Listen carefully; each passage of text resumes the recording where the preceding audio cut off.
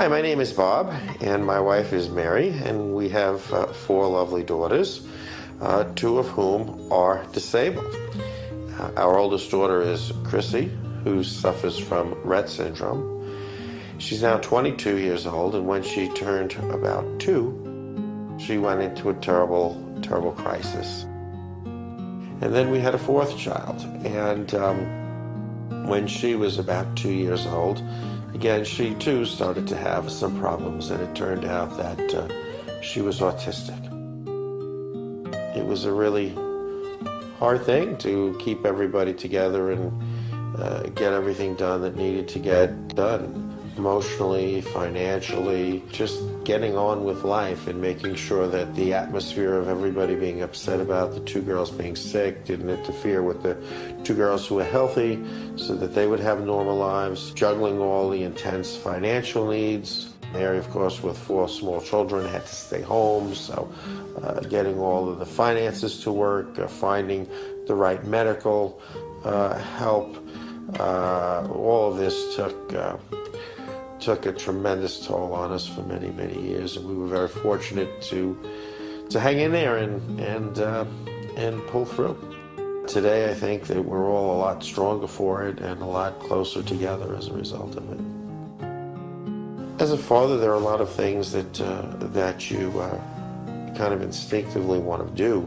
One of them is provide for your children, and one of the roles that happens is that you become a fixer.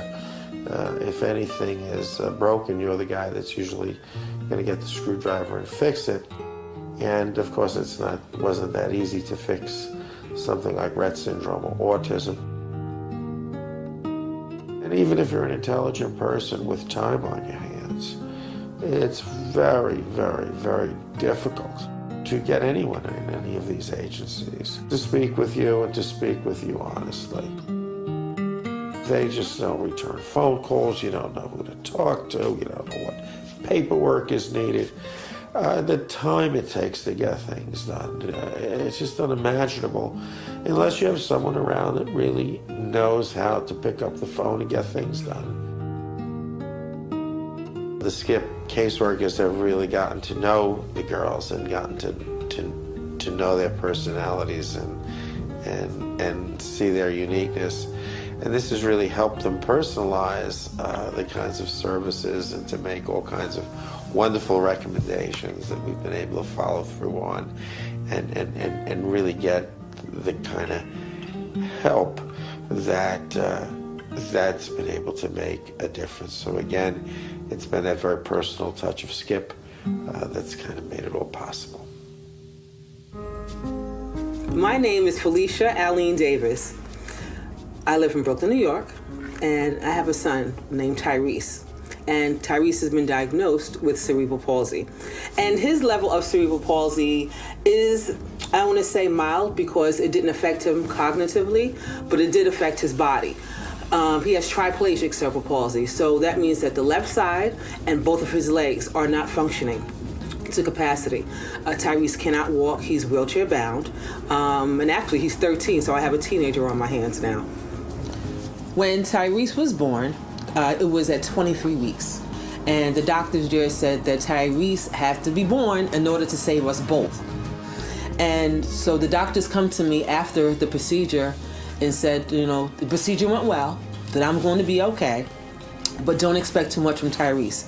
If he survives, he will never be able to do anything for himself. He would not walk, he would not talk, he would not see, he will virtually be in a vegetative state, and that I will definitely have to find a residential place for him to go to. And I'm looking at the doctor like he lost his mind. What are you talking about? What do you mean my son is not going to do? What do you mean that he's going to be a vegetable? It is so frustrating and overwhelming when you hit that hopeless place and you get rejected by the powers that be that's supposed to help your child survive and help us as a family get through this. And it reaches a point of needing someone's helping hand. It was so hard that I know I needed that extra help. Tyrese was in a hospital every 3 to 4 months like clockwork. And I lost my job of 20 years fighting for my son. And it was just so unfair that people don't come to help you, that you have to go and do this on your own, and it's not right, but I did it. It's been a strain. It's always been a strain, financially, emotionally, physically, running up and down, going to the meetings, asking the questions, going on the internet, making the telephone calls. And that's when I met Joanne Colucci, and she introduced me to the services of Skip in New York. And I could never be so grateful for having Skip in my life. From Tyrese having this grim diagnosis and prognosis, Tyrese is in general education. He's the only child in the school in a wheelchair. He has won oratorical competitions. He has been a keynote speaker. He has done so many amazing things and won so many awards that I am so proud. And every time he hits a milestone or has an accomplishment, I take him right back to those same doctors and say, look, this is the child that you wrote off. I'm so thankful for Skip being in my life. I can never be so indebted to you.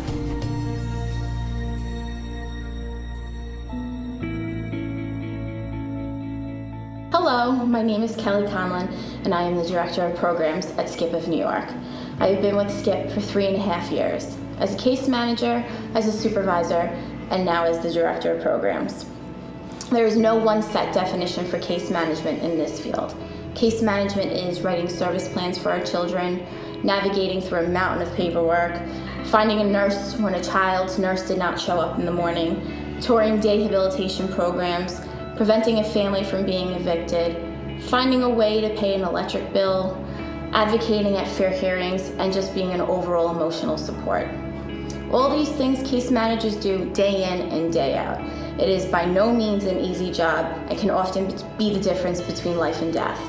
If a child's heart medication won't be released by the pharmacy because there's a problem with the Medicaid payment, then our case managers are on the phone making sure that child gets the medication.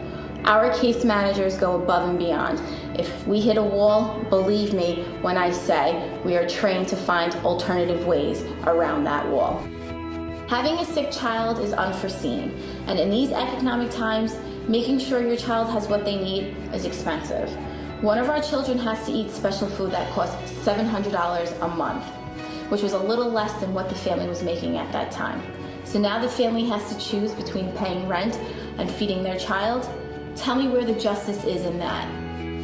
Hi, I'm Margaret Meecole, co-founder and executive director of Skip of New York.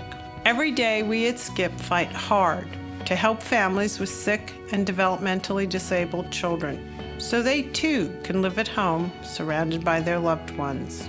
Skip has a personal connection with these children and their families. That helps families get through each day and every crisis, even when they happen in the middle of the night.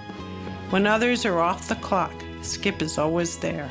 Without Skip and your support, who will fight for these families? Who's going to fight for the children? At times, it feels like we are David taking on Goliath.